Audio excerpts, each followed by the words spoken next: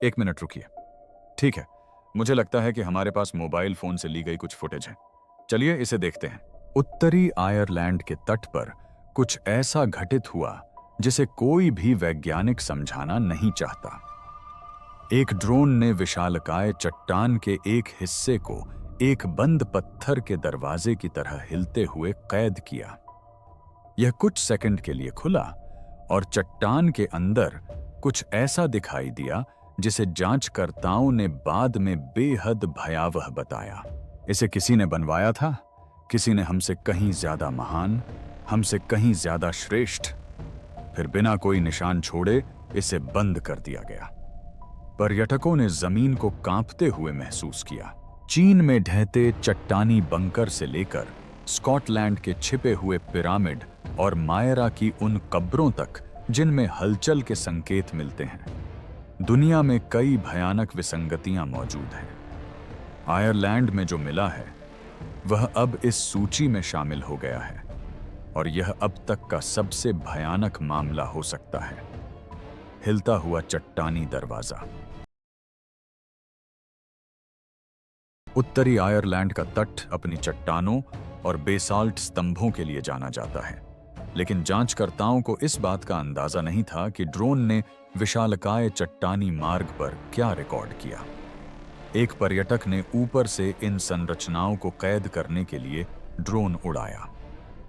जैसे ही कैमरा आपस में जुड़े बेसाल्ट स्तंभों के एक ऊंचे हिस्से के पास मंडराया, पत्थर का एक टुकड़ा हिल गया। यह धीमी नियंत्रित गति से बाहर की ओर बढ़ा। इसने अपने पीछे एक अंधेरा छेद उजागर किया। जमीन पर मौजूद कई गवाहों ने वही हलचल देखी। किसी के कुछ प्रतिक्रिया करने से पहले ही शिलाखंड वापस अपनी जगह पर आ गया। चट्टान फिर से जम गई। वह पूरी तरह से ठोस लग रही थी। जहां छेद था वहां कोई खाली जगह नहीं थी। बेसाल्ट की सतह बिल्कुल वैसी ही दिख रही थी, मानो कभी हिली ही ना हो। जांच तब और भी गंभीर हो गई जब छिपी हुई गुफा की पहली सोनार जांच से ऐसे परिणाम मिले जिनकी किसी को उम्मीद नहीं थी। बेसाल्ट के दरवाजे के पीछे का कक्ष खाली नहीं था। स्कैन में खोखले स्थान के अंदर कई लंबी सीधी आकृतियां दिखाई दी। उनकी रूपरेखा संकीर्ण और स्थिर थी।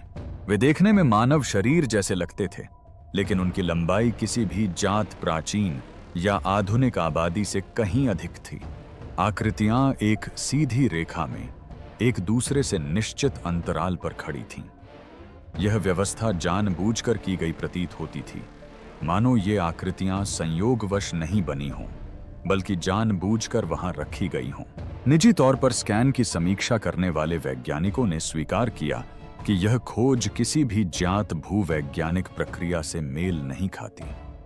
एक भूविज्ञानी ने बताया कि बेसाल्ट प्राकृतिक रूप से वस्तुओं के चारों ओर इतनी सीधी स्थिति में नहीं बनता जब तक कि चट्टान के सख्त होने से पहले ही वस्तुएं अपनी जगह पर खड़ी न हों। एक अन्य विशेषज्ञ ने बताया कि कक्ष के आंतरिक भाग में तीव्र शीतलन के संकेत मिले।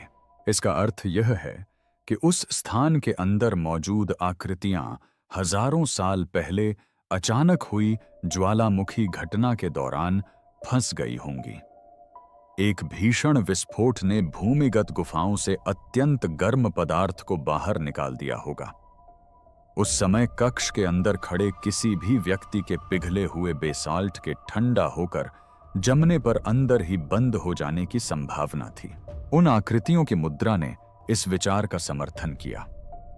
वे सीधी खड़ी थीं, न तो गिरी हुई थीं और न ही लेटी हुई थीं, जिससे पता चलता है कि उन्हें अचानक पकड़ लिया गया था। जब कक्ष के पास लगाए गए सेंसरों ने चट्टान की दीवार के पीछे हल्की कंपन का पता लगाया तो भय और बढ़ गया। यह हलचल पत्थर के भीतर धीमी दोहराव वाली गति से गुजरी। शोधकर्ताओं का मानना था कि यह कंपन बंद गुहा के अंदर दबाव में बदलाव के कारण उत्पन्न हुई थी, लेकिन कुछ ने यह भी माना कि इसका संबंध अंदर मौजूद आकृतियों से हो सकता है। अधिकारियों ने सोनार छवियों को जारी करने से इनकार कर दिया। उन्होंने पुल के अंदर मानव जैसी आकृतियों के बारे में सभी रिपोर्टों का खंडन किया। उन्होंने दावा किया कि बेसाल्ट का दरवाजा एक प्राकृतिक भ्रम था और जोर देकर कहा कि वहां कोई आंतरिक कक्ष मौजूद नहीं था। साथ ही उन्होंने चुपचाप उस हिस्से तक पहुंच प्रतिबंधित कर दी जहां वह खुला हुआ हिस्सा दिखाई दिया था।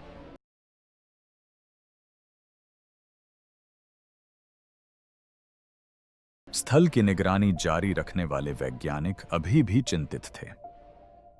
ब्रिटेन का गुप्त पिरामिड। लोग मिस्र में पिरामिड की उम्मीद करते हैं, वे मैक्सिको में भी उनकी उम्मीद करते हैं। किसी को भी स्कॉटिश हाईलैंड्स की गहराई में छिपी ऐसी संरचना मिलने की उम्मीद नहीं थी।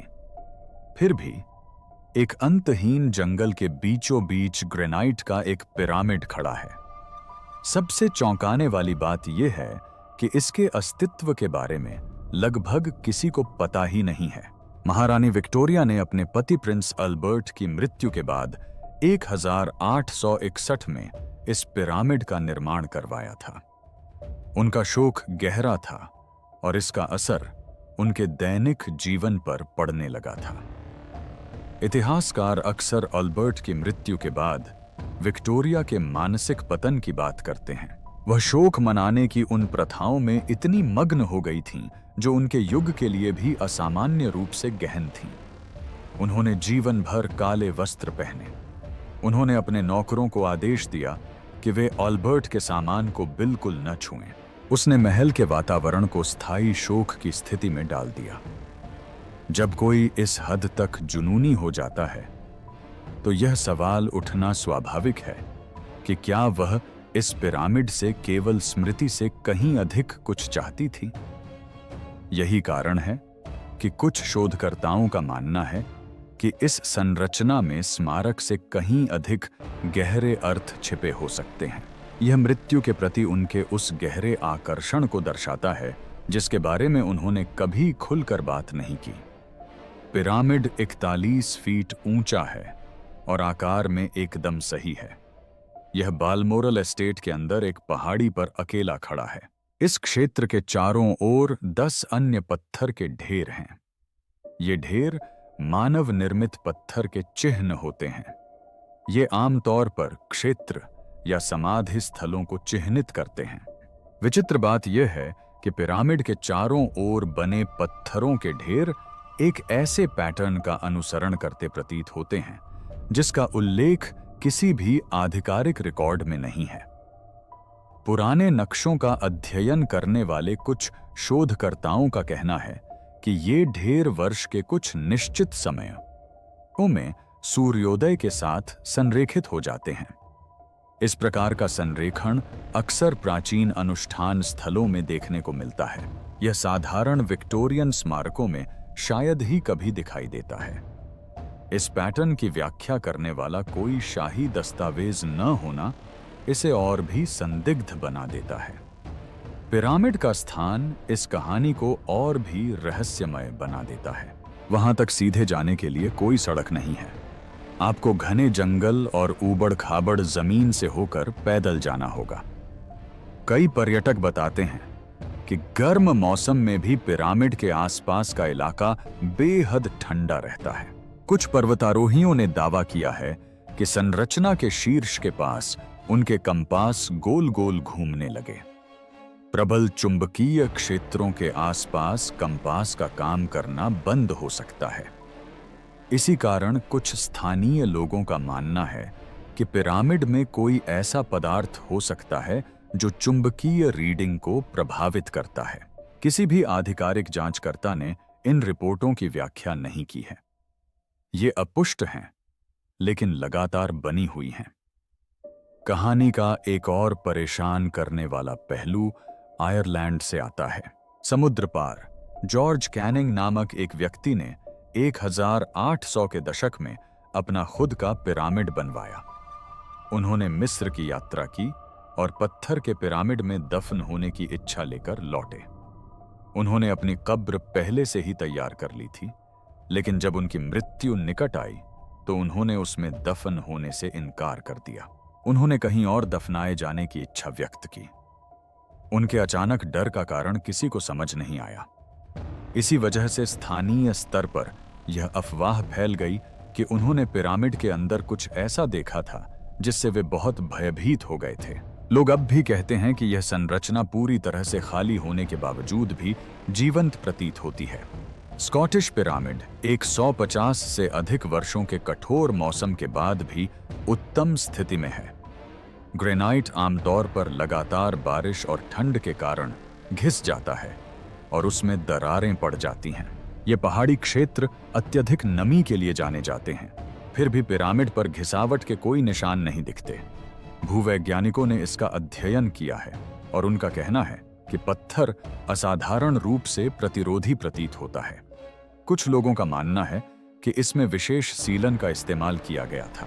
कुछ लोगों का मानना है कि निर्माण विधियां विक्टोरियन काल की पारंपरिक चिनाई विधियों से कहीं अधिक उन्नत थीं। इनमें से कोई भी सिद्धांत सिद्ध नहीं हुआ है। बालमोरल पिरामिड बिना किसी दिशा सूचक या चेतावनी के शांति से खड़ा है। यह एक भुला हुआ स्मारक जैसा दिखता है, लेकिन ऐसा महसूस नहीं होता। कई आगंतुक कहते हैं कि इसके पास खड़े होने पर उन्हें ऐसा लगा जैसे कोई उन्हें देख रहा हो। महारानी विक्टोरिया ने इसे गहरे शोक में डूबे हुए बनवाया था। इस संरचना से उसकी क्या अपेक्षा थी, यह अभी भी स्पष्ट नहीं है, और यही अनिश्चितता इसे एक भयावह स्थल बनाती है। मायरा नेक्रोपोलिस। जब आप मायरा की चट्टानों के नीचे खड़े होते हैं तो वे शांत नहीं दिखती। ये पत्थर की नुकीली दीवारों की तरह खड़ी हैं, और इन दीवारों के हर हिस्से में खिड़कियों जैसी आकृतियां बनी हुई हैं। पहली नजर में ये किसी वीरान गांव के अवशेष लगते हैं, लेकिन ये घर नहीं हैं। ये प्राचीन लाइशियन अभिजात वर्ग द्वारा पहाड़ में तराशी गई कब्रें हैं, जो मृत्यु के बाद भी विलासितापूर्ण जीवन जीना चाहते थे। चट्टानों को काटकर बनाई गई ये कब्रें जमीन से काफी ऊपर स्थित हैं, और इन्हें बनाने में लगी मेहनत से पता चलता है कि ये परिवार कितने शक्तिशाली थे। वे ऐसे शाश्वत घर चाहते थे जो असली घरों जैसे दिखते हों, जिनमें नक्काशीदार बालकनियां, खंभे, सजी हुई दीवारें और चित्रित कक्ष हों। इन संरचनाओं का निर्माण करने वाले लोगों का मानना था कि मृत्यु के बाद आत्मा को एक उचित निवास की आवश्यकता होती है। उन्होंने मृतकों के लिए चट्टानों पर पूरे पूरे मोहल्ले बना दिए थे। इस स्थल का सबसे भयावह हिस्सा शेर का मकबरा नामक संरचना है। इसमें कक्ष के अंदर 11 पत्थर की मूर्तियां स्थापित हैं। ये आदमकद मूर्तियां हैं और इन्हें सावधानी पूर्वक स्थापित किया गया है। पुरातत्वविदों का मानना है कि ये मूर्तियां वहां दफन व्यक्ति के परिवार का प्रतिनिधित्व करती हैं। इनकी आंखें ताबूत की ओर मुख किए हुए तराशी गई हैं। कुछ विशेषज्ञों का मानना है कि इन्हें रक्षक के रूप में बनाया गया था, लेकिन कुछ अन्य मत भी हैं। कुछ इतिहासकारों का मानना है कि ये मूर्तियां उन सेवकों का प्रतिनिधित्व करती हैं जिन्हें मकबरे के मालिक के साथ परलोक तक जाने के लिए बलिदान किया गया था। यह मान्यता इन मूर्तियों के मकबरे की ओर असामान्य ढंग से देखने के कारण उत्पन्न हुई है। उनकी टकटकी भरी निगाहें पूरे स्थान को भारी और बेचैन कर देने वाला बना देती हैं। कब्रिस्तान के भीतर गहराई में कई कब्रों में ऐसे निशान हैं जो और भी अधिक भय पैदा करते हैं। कुछ कक्षों के प्रवेश द्वारों पर ऐसे संकेत मिलते हैं कि उन्हें अंदर से बंद कर दिया गया था।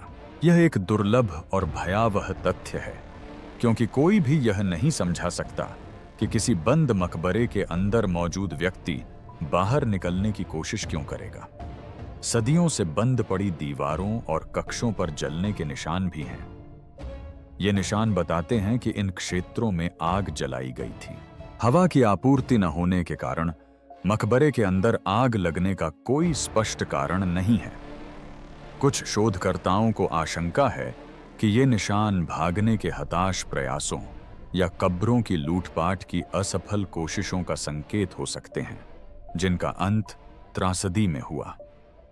सेंट निकोलस चर्च सीधे कब्रिस्तान के नीचे स्थित है। इसका अर्थ है कि प्राचीन कब्रों के विशाल मैदान के नीचे ईसाई पूजा अर्चना होती थी। यह विचार कि लोग प्रार्थना और धार्मिक अनुष्ठान करते थे, जबकि उनके ऊपर पूरा कब्रिस्तान फैला हुआ था, इस स्थल के रहस्य को और भी गहरा कर देता है।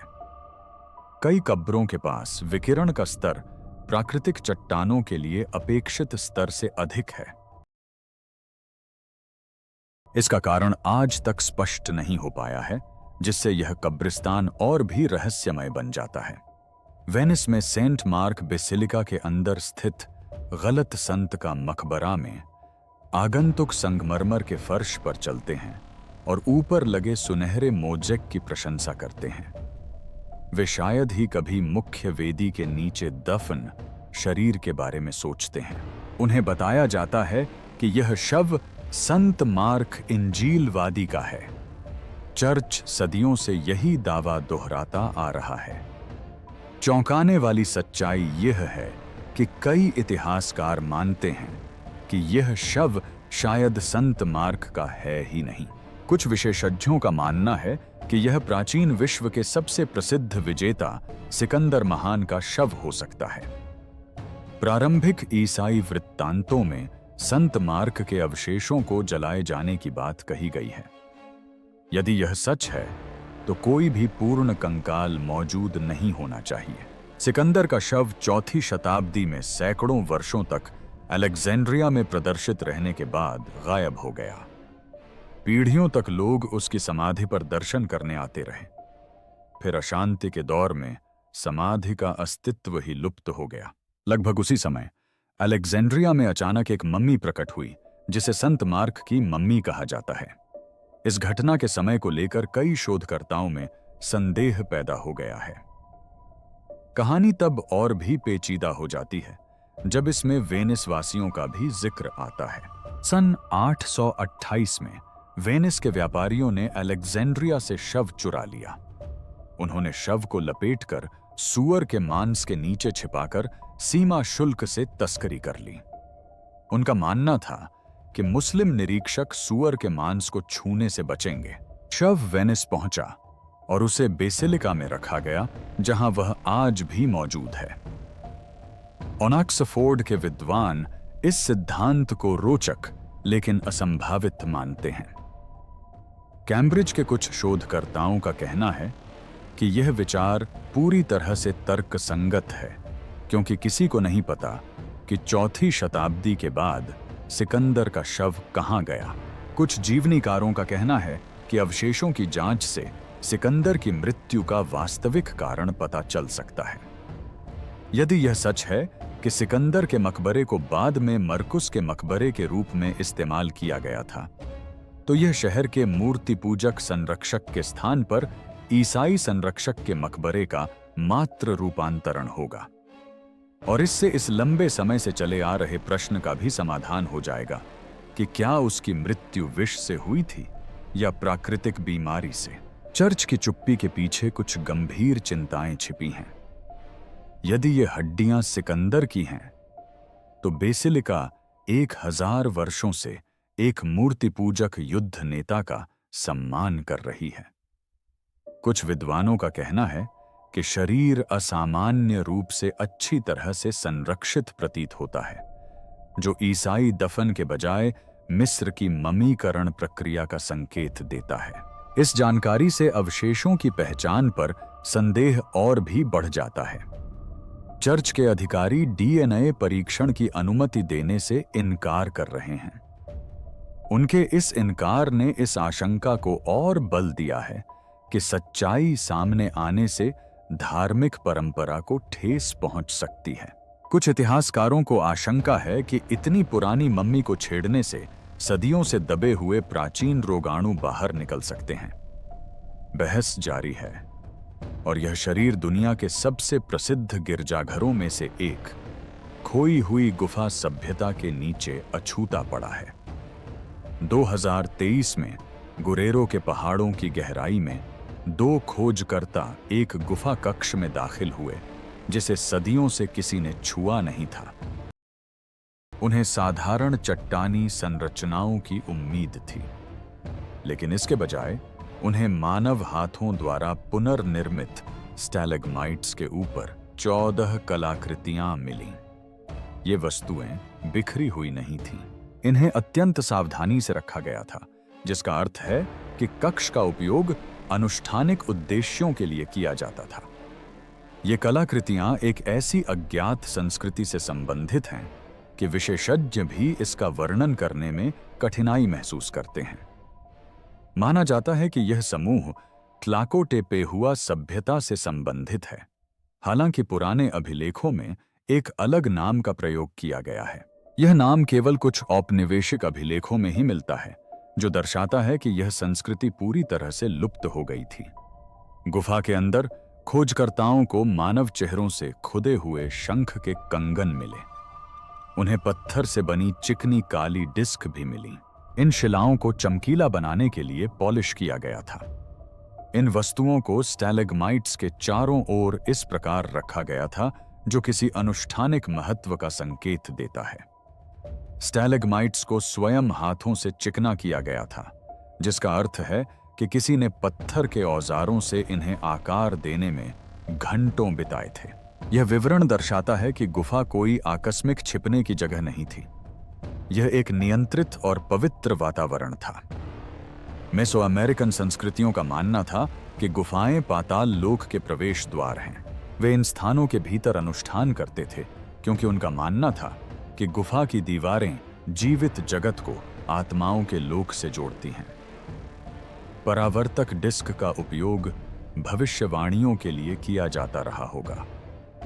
भविष्यवाणियां किसी परावर्तक सतह में घूरकर दर्शन प्राप्त करने की क्रिया है। मेसो अमेरिका में कुछ अनुष्ठानिक दर्पणों का उपयोग रक्तपात समारोहों के दौरान किया जाता था। देवताओं को रक्त अर्पित किया जाता था और दर्पण का उपयोग अलौकिक शक्तियों से संपर्क स्थापित करने के लिए किया जाता था। इस गुफा में मौजूद काली डिस्कें भी संभवतः इसी उद्देश्य से बनाई गई होंगी। कुछ पुरातत्वविदों का मानना है कि इनमें पायराइट या हेमेटाइट की थोड़ी मात्रा मौजूद है। इन दोनों खनिजों का उपयोग प्राचीन अनुष्ठानिक दर्पणों में किया जाता था, जिनके बारे में माना जाता था कि वे आत्माओं को कैद कर सकते हैं। इससे भी अधिक विचित्र तथ्य हैं। गुफाओं में पैरों के निशान, कालिख या धुएं की परतें नहीं मिलीं, जिनसे बार बार आने का संकेत मिले। फिर भी वस्तुओं को सावधानीपूर्वक रखा गया था। इसका मतलब है कि गुफा का उपयोग करने वाले लोग या तो बहुत कम ही अंदर जाते थे या उनके पास बिना निशान छोड़े आने जाने का कोई तरीका था। कुछ स्तंभिकाओं के ऊपरी भाग के पास छोटे छोटे निशान दिखाई देते हैं। ये निशान बताते हैं कि गुफा को पोषण देने के लिए उन पर खून डाला गया था। यह प्रथा अन्य मेसो अमेरिकी परंपराओं में भी पाई जाती है, जो इस प्रमाण को विश्वसनीय और साथ ही भयावह भी बनाती है। कई पुरातत्वविदों को आशंका है कि यह कक्ष एक बहुत बड़े तंत्र का मात्र एक हिस्सा हो सकता है। मेक्सिको अनछुए पहाड़ों और भूमिगत रास्तों से भरा पड़ा है। भूली हुई सभ्यताओं के छिपे हुए गुफा जाल अभी भी धरती के नीचे दबे हो सकते हैं। परित्यक्त मेसोनिक सुरंग। वारसो के एक शांत इलाके के नीचे शोधकर्ताओं ने एक छिपी हुई संरचना का पता लगाया, जिसने तुरंत भय और भ्रम पैदा कर दिया। यह पुरानी पत्थर की बनी घुमावदार छत वाला 200 फुट लंबा गलियारा है। यह एक पूर्व महल के परिसर के नीचे स्थित है। पहले इतिहासकारों का मानना था कि यह 17वीं शताब्दी में निर्मित एक साधारण जलकुंड था। जलकुंड वर्षा जल एकत्र करने के लिए उपयोग किया जाने वाला एक भंडारण कक्ष होता है। आकार और आकृति इस व्याख्या का समर्थन करते प्रतीत होते हैं, लेकिन पुरातत्वविदों द्वारा दीवारों में खुदी हुई खांचों को देखने के बाद यह धारणा बदल गई। गलियारे के साथ साथ पंक्तियों में 40 खांचें बनी हुई हैं। ये कब्रगाहों में पाए जाने वाले दफन स्थलों से मिलते जुलते हैं। कब्रगाहें भूमिगत स्थान होते हैं जिनका उपयोग शवों को रखने के लिए किया जाता है। चौंकाने वाली बात यह है कि हर जगह खाली है। न हड्डियां, न टुकड़े, न ही किसी प्रकार का कोई अवशेष। इससे शोधकर्ताओं में गंभीर चिंता पैदा हो गई है, क्योंकि खाली स्थान आमतौर पर दो बातों का संकेत देते हैं। या तो शवों को हटा दिया गया था, या शव इस तरह घुल गए या सड़ गए कि उनका कोई अवशेष नहीं बचा। पत्थर के कक्षों में दूसरी संभावना अत्यंत दुर्लभ है, जो इस रहस्य को और भी गहरा बना देती है। ऐतिहासिक अभिलेखों से पता चलता है कि 19वीं शताब्दी में इस गलियारे पर एक फ्रीमेसन सदस्य का कब्जा था। फ्रीमेसन सदस्य अक्सर निजी बैठकों के लिए भूमिगत कमरों का उपयोग करते थे। कुछ इतिहासकारों का मानना है कि ये ताकें दीक्षा अनुष्ठानों में भूमिका निभाती रही होंगी। अन्य देशों में भी लिखित विवरण मिलते हैं, जिनमें सदस्यों को प्रतीकात्मक परीक्षणों के भाग के रूप में अंधेरे कक्षों में रखा जाता था। मैसोनिक सुरंग के अंदर खाली कब्रनुमा स्थानों की उपस्थिति इस बारे में चिंताजनक प्रश्न खड़े करती है कि वास्तव में वहां क्या हुआ होगा। गलियारे के अंदर की ध्वनि भी चिंताजनक है। कुछ शोधकर्ताओं ने सुरंग में एक धीमी कंपन वाली गूंज की सूचना दी है। हवा के न चलने पर भी यह ध्वनि जारी रहती है। लंबे समय तक इसके संपर्क में रहने से सिरदर्द और हल्के मतिभ्रम हो सकते हैं। कम आवृत्ति वाली ध्वनि तरंगें मानव तंत्रिका तंत्र को प्रभावित कर सकती हैं, और वैज्ञानिक इस कंपन के प्राकृतिक स्रोत का पता नहीं लगा पाए हैं। इससे पहले से ही भयावह दृश्य में भय की एक और परत जुड़ जाती है। एक और चिंताजनक तथ्य द्वितीय विश्व युद्ध काल से संबंधित है। इस सुरंग का उपयोग बम आश्रय के रूप में किया जाता था, लेकिन युद्धकालीन दस्तावेजों में इसका कोई उल्लेख नहीं है। यह असामान्य है, क्योंकि आमतौर पर बड़े आश्रय स्थलों का रिकॉर्ड रखा जाता था। किसी भी संदर्भ के अभाव से यह संदेह पैदा हुआ है कि सुरंग को जानबूझकर आधिकारिक सूचियों से बाहर रखा गया था। गलियारा बिल्कुल सीधा है, जो 17वीं शताब्दी की संरचनाओं के लिए असामान्य है। इस कारण कुछ विशेषज्ञों ने इसके प्राचीन उद्भव की संभावना पर विचार किया है। इस सुरंग का वास्तविक उद्देश्य अभी भी अज्ञात है, और शोधकर्ताओं द्वारा इसकी जांच जारी रहने तक इसका प्रवेश द्वार सील कर दिया गया है। मैमथ गुफा की ममीज। केंटकी में स्थित मैमथ गुफा पृथ्वी पर सबसे रहस्यमय स्थानों में से एक है। यह गुफा प्रणाली 360 मील से भी अधिक लंबी है और दुनिया की सबसे लंबी झात गुफा प्रणाली है।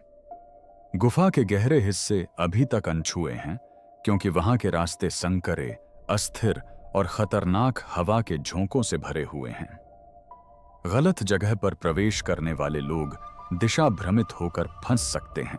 हजारों वर्षों से मनुष्य इस गुफा का उपयोग आश्रय, संसाधन जुटाने और दफनाने के लिए करते रहे हैं। इस लंबे और जटिल इतिहास ने गुफा के कुछ हिस्सों को प्राकृतिक कब्रगाह में बदल दिया है। पुरातत्वविदों ने इस गुफा के अंदर ममीकृत शव पाए हैं। शुष्क और स्थिर परिस्थितियों ने अवशेषों को इस तरह संरक्षित किया है कि यह लगभग जानबूझकर किया गया प्रतीत होता है। कुछ मम्मी कई हजार साल पुरानी हैं। शोधकर्ताओं को सबसे ज्यादा चौंकाने वाली खोज 2 टन की चट्टान से कुचला हुआ शरीर था। मम्मी की मुद्रा से संकेत मिलता है कि मृत्यु के समय व्यक्ति घुटनों के बल बैठा था या जमीन की ओर झुका हुआ था। इससे यह सिद्धांत सामने आया कि व्यक्ति शायद कोई अनुष्ठान कर रहा था या किसी ऐसे क्षेत्र में प्रवेश कर रहा था जिसे वर्जित माना जाता था। चट्टान यूं ही आकस्मिक रूप से नहीं गिरी थी। ऐसा प्रतीत होता है कि यह किसी गहरे कक्ष तक पहुंचने के प्रयास के दौरान नीचे गिर गया। गुफा में मिली अन्य मम्मी में असामान्य निशान दिखाई देते हैं। कुछ शव शांतिपूर्वक पड़े हैं और उनमें संघर्ष या घबराहट का कोई सबूत नहीं है। उनके हाथ मुड़े हुए हैं या बगल में रखे हुए हैं।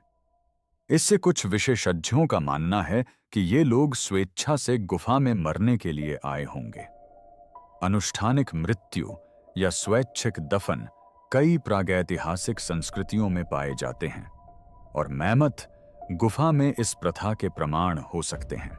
गुफा के बारे में मूल अमेरिकी मौखिक परंपराएं और भी भयावह हैं। कुछ बुजुर्गों ने धरती के नीचे रहने वाली बुरी आत्माओं के बारे में बताया। उन्होंने चेतावनी दी कि मृत आत्माएं सुरंगों के अंदर घूमती हैं और कुछ कक्षों में कभी प्रवेश नहीं करना चाहिए। हालांकि ये विवरण वैज्ञानिक प्रमाण नहीं है, लेकिन ये कई खोजकर्ताओं द्वारा व्यक्त किए गए भय की भावना से मेल खाते हैं। गुफा के गहरे हिस्सों में कार्बन डाइऑक्साइड का स्तर बहुत अधिक है। यह हवा लोगों को चक्कर या भ्रम की स्थिति में डाल सकती है। कुछ क्षेत्रों में धातु जैसी प्रतिध्वनियां भी उत्पन्न होती हैं, जिन्हें भूविज्ञानी पूरी तरह से समझा नहीं पाए हैं। ये प्रतिध्वनियां दूर से आती आवाजों या धीमी हलचल जैसी लगती हैं। कई खोजकर्ताओं ने अकेले होने पर भी फुसफुसाहट जैसी आवाजें सुनने की बात कही है। इसका कोई भौतिक स्रोत आज तक नहीं मिला है। मैमथ गुफा में हर नई खोज से संकेत मिलता है कि इस प्रणाली में अभी भी खतरनाक और रहस्यमय रहस्य छिपे हुए हैं। कछुआ कब्रिस्तान। सिपादान द्वीप के चमकीले नीले पानी की गहराई में एक ऐसी जगह है जहां अधिकांश गोताखोर जाने से कतराते हैं। इसे कछुआ गुफा के नाम से जाना जाता है। बाहर से यह शांत दिखती है, लेकिन अंदर यह संकरे रास्तों और घोर अंधेरे से भरी एक जानलेवा भूल भुलैया बन जाती है। प्रवेश द्वार 65 फीट पानी के नीचे स्थित है। एक बार अंदर जाने पर गुफा लगभग 2000 फीट नीचे घुमावदार कक्षों में उतरती है, जिनमें प्रवेश करना आसान है, लेकिन बाहर निकलना लगभग असंभव है। इन रास्तों के अंदर दर्जनों कछुओं के कंकाल पड़े हैं। उनके खोल पथरीली सतह पर पड़े हैं और उनकी खोपड़ियां अंधेरे में टकटकी लगाए हुए हैं। यह दृश्य इतना भयावह है कि अनुभवी गोताखोरों को भी इसका वर्णन करने में कठिनाई होती है। इस गुफा की खोज सर्वप्रथम जैक्स कूस्टो और उनकी टीम ने एक वृत्तचित्र अभियान के दौरान की थी। उन्हें हड्डियों के ढेर मिले और उनका मानना था कि पुराने कछुए वहां तैरने और मरने के लिए आते थे। इस व्याख्या ने उस स्थान को शांतिपूर्ण अर्थ दिया। वर्षों बाद एक फोटोग्राफर ने गुफा को फिर से खोजा और एक भयावह सच्चाई का खुलासा किया। कछुए अपनी मृत्यु को नहीं चुनते, वे भूल भुलैया में अपना रास्ता भटक जाते हैं। एक बार गलत मोड़ लेने के बाद उन्हें बाहर निकलने का रास्ता नहीं मिलता। वे घबराकर तब तक तैरते रहते हैं जब तक उनकी सांसें रुक नहीं जाती। वे अंधेरे में दम घुटकर मर जाते हैं। हालांकि कुछ कंकालों में ऐसे लक्षण दिखाई देते हैं जो साधारण डूबने से हुई मौत से पूरी तरह मेल नहीं खाते। कई कछुओं के खोलों में दरारें हैं जो हिंसक छटपटाहट या अचानक प्रभाव का संकेत देती हैं। कुछ शोधकर्ताओं का मानना है कि कछुए गुफा की दीवारों से बचने के हताश प्रयास में टकराए होंगे। कुछ गोताखोरों ने गुफा के भीतर गहराई में बड़े शिकारी जीवों की मौजूदगी की संभावना जताई है। हालांकि इसका कोई पुख्ता सबूत नहीं मिला है। खोपड़ियों की दिशा से एक बेहद चौंकाने वाला अवलोकन सामने आता है। कई कछुओं की खोपड़ियां एक ही दिशा में मुड़ी हुई हैं। गोताखोरों का मानना है कि ये जानवर प्रवेश द्वार से छनकर आने वाली थोड़ी सी धुंधली रोशनी की ओर मुड़ जाते हैं। वे इसकी ओर तैरने की कोशिश करते हुए मर गए। खोपड़ियों की एक समान दिशा गुफा को भयावह और अस्वाभाविक रूप देती है। गुफा के अंदर किए गए पानी के भीतर ध्वनि रिकॉर्डिंग में धीमी कराहने की आवाजें सुनाई दी। ध्वनि विशेषज्ञों का कहना है कि ये आवाजें दबाव में बदलाव और पानी की हलचल से उत्पन्न होती हैं, लेकिन इन आवाजों की तीव्रता ने कई गोताखोरों को डरा दिया है।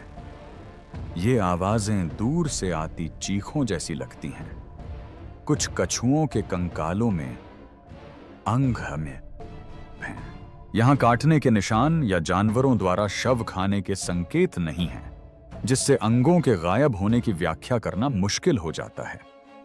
कुछ गोताखोर दबी आवाज में कहते हैं कि पास के रास्तों में मानव अवशेष मिले हैं। इन दावों की सार्वजनिक रूप से कभी पुष्टि नहीं हुई है, लेकिन ये दावे उस गुफा में डर का एक और स्तर जोड़ देते हैं जो पहले से ही मौत के लिए जानी जाती है। गुप्त सेल्टिक कक्ष। जर्मनी में पुरातत्वविदों ने एक अप्रत्याशित खोज की जब उन्होंने एक दफन टीले का पता लगाया जिसमें भारी मिट्टी के नीचे दबा हुआ एक लकड़ी का कक्ष था। यह कक्ष 2600 वर्ष से अधिक पुराना है, फिर भी इसकी ओक की दीवारें और छत लगभग पूरी तरह से सुरक्षित हैं। इस संरचना के इतने अच्छी तरह संरक्षित होने से पूरी टीम आश्चर्यचकित रह गई, क्योंकि इस काल की लकड़ी आमतौर पर टूट फूट जाती है या सड़कर टुकड़े टुकड़े हो जाती है। कक्ष के चारों ओर की मिट्टी ने कम ऑक्सीजन वाला वातावरण बनाया, जिससे क्षय की प्रक्रिया धीमी हो गई। जब शोधकर्ताओं ने कक्ष खोला तो उन्हें एहसास हुआ कि उन्हें एक दुर्लभ और अछूती सेल्टिक संरचना मिली है। कक्ष के अंदर 3 व्यक्तियों के अवशेष मिले। पहला व्यक्ति 15 से 20 वर्ष की आयु का एक युवक था। दूसरा व्यक्ति 25 से 35 वर्ष की आयु का एक पुरुष था, जिसने रॉक क्रिस्टल का ताबीज पहन रखा था। अवशेषों का तीसरा समूह एक अलग पात्र में मिले दाह संस्कार से प्राप्त हुआ था। कक्ष में बिखरी हुई पीतल की कीलें कभी रथ की थीं। रथ की उपस्थिति से संकेत मिलता है कि यह उच्च कोटि का दफन स्थल था। रथ धनवान या शक्तिशाली लोगों के लिए आरक्षित थे। इन्हें कब्रों में प्रतिष्ठा और परलोक की यात्रा के प्रतीक के रूप में रखा जाता था। यह खोज तब चिंताजनक हो गई जब पुरातत्वविदों ने देखा कि छत एक जगह से टूटी हुई थी। कब्र लुटेरों ने बड़ी सटीकता से ऊपर से सुरंग खोदी थी। उनकी सुरंग सीधे कक्ष में जाती थी और खुदाई में लगभग कोई समय बर्बाद नहीं हुआ था। प्राचीन चोरों के लिए, जिनके पास उन्नत उपकरण नहीं थे, इस स्तर की सटीकता असामान्य है। इस जानकारी से संदेह पैदा हुआ है कि कक्ष में प्रवेश करने से पहले उन्हें उसकी सटीक बनावट का पता था। किसी को नहीं पता कि उन्हें यह जानकारी कैसे मिली। कंकालों की स्थिति ने भी चिंताएं बढ़ा दी हैं। युवक की हड्डियां जिस तरह से रखी गई थीं, वह सामान्य सेल्टिक अंत्येष्टि पद्धति से पूरी तरह मेल नहीं खाती थी। कुछ विशेषज्ञों का मानना है कि उसकी स्थिति किसी अनुष्ठानिक वध या बलि का संकेत हो सकती है। ताबीज धारण किए हुए व्यक्ति को अलग रखा गया था और क्रिस्टल वस्तु ने और भी विवाद को जन्म दिया है। सेल्टिक संस्कृतियों में भविष्यवाणियों के लिए क्रिस्टल का उपयोग किया जाता था। उनका मानना था कि कुछ पत्थर मृत्यु के बाद आत्मा को प्रभावित कर सकते हैं। इसी कारण कुछ इतिहासकारों ने यह सवाल उठाया है कि क्या ताबीज का कोई अनुष्ठानिक उद्देश्य मार्गदर्शन या आत्मा को नियंत्रित करना था। कक्ष के अंदर से लिए गए मिट्टी के नमूनों में ऐसे कार्बनिक यौगिक पाए गए जो प्राकृतिक क्षय से मेल नहीं खाते। इन निष्कर्षों से संकेत मिलता है कि कक्ष में जानबूझकर रखी गई वस्तुओं के कारण अपघटन की प्रक्रिया में बदलाव आया होगा। कुछ पुरातत्वविदों का कहना है कि लकड़ी बहुत अच्छी तरह से संरक्षित प्रतीत होती है। कुछ लोगों का मानना है कि इस कक्ष को सुरक्षित रखने के लिए रसायनों या पौधों के मिश्रण का इस्तेमाल किया गया था, लेकिन यह तरीका अभी तक पूरी तरह से स्पष्ट नहीं है। देखने के लिए धन्यवाद। अगले वीडियो में मिलते हैं।